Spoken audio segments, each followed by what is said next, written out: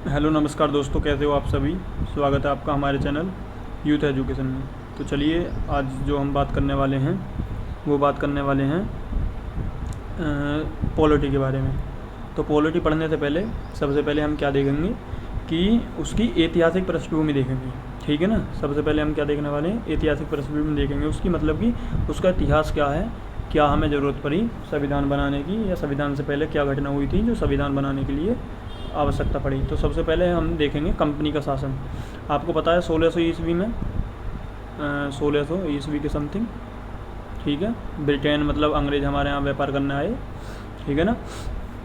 तो उसी के उपलक्ष्य में हम उसको ही पढ़ेंगे। सबसे पहले कंपनी का शासन जो रहा 1773 से 1885, और सेकंड सम्राट का शासन जो रहा 1858 से 1947। ठीक है ना। अब ये कंपनी का शासन 1773 1858 तक क्यों रहा, क्योंकि 1857 में जो हमारा ये सिपाही विद्रोह या स्वतंत्रता संग्राम हुआ था ना,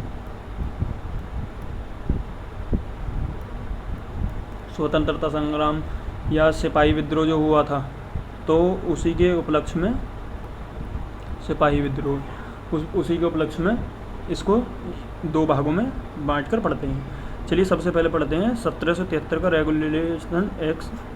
ठीक है, सबसे मोस्ट है। इसमें सबसे पहले क्या है, अत्यधिक संवैधानिक महत्व इसका था। अब देखो इसमें प्रावधान क्या थे। भारत में EIC मतलब ईस्ट इंडिया कंपनी के कार्यों को नियमित व नियंत्रित करने की दिशा में पहला कदम था। ठीक है ना। जैसे कि भारत में EIC कार्य थे, जैसे कि व्यापार करना या व्यापार उनसे कितना ऋण लेना, उनके संबंध में पहला कदम था। इसके द्वारा पहली बार कंपनी के प्रशासनिक व राजनीतिक कार्यों को मान्यता मिली। मतलब कंपनी के जो प्रशासनिक कार्य थे, जैसे कि कंपनी अपनी माल के लिए बेचने के लिए सेना रखेगी, इससे संबंधित। इसके द्वारा भारत में केंद्रीय प्रशासन की नींव रखी गई। ठीक है ना। इसको भी याद रखेंगे, ये भी इम्पोर्टेंट पॉइंट है। ठीक है ना। इसके द्वारा केंद्रीय प्रशासन की नींव रखी गई। किसके द्वारा, आप उससे पूछे किसके द्वारा, तो 1773 का जो रेगुलेटिंग एक्ट है उसके द्वारा केंद्रीय प्रशासन की नींव रखी गई। अब देखिए इस अधिनियम की प्रमुख विशेषता क्या थी। ठीक है ना। देखिए बंगाल के गवर्नर का नाम बदलकर बंगाल का गवर्नर जनरल कर दिया। बंगाल गवर्नर का नाम बदलकर बंगाल का गवर्नर जनरल कर दिया। ठीक है ना। ये पॉइंट याद रखेंगे। तथा इसकी सहायता के लिए 4 सदस्यीय कार्यकारी परिषद का गठन किया गया। ठीक है ना। इसको भी याद रखेंगे। ये कम से कम बहुत बार क्वेश्चन है। जैसे कि प्रथम गवर्नर वारेन हेस्टिंग थे। ठीक है ना। वारेन हेस्टिंग प्रथम गवर्नर थे। चलिए अब देखिए अगला टॉपिक क्या है।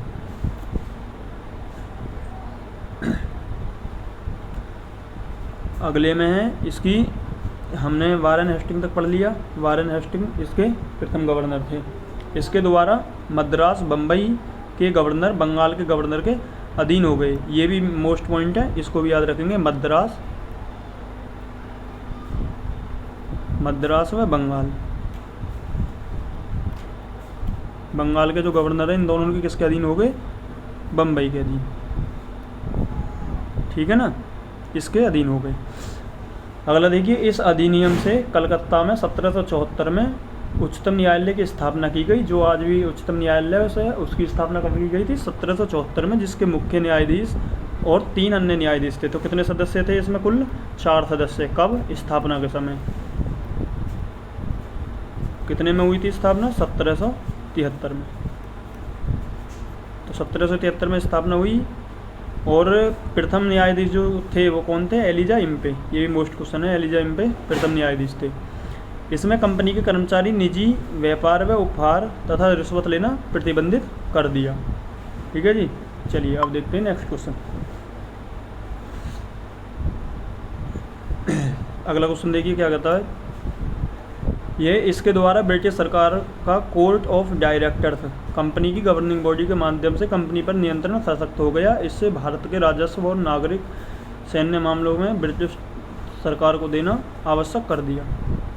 इससे अगला जो अधिनियम आता है हमारा, वो आता है 1781 का संशोधन अधिनियम। 8 साल बाद इसमें संशोधन करने की आवश्यकता पड़ी।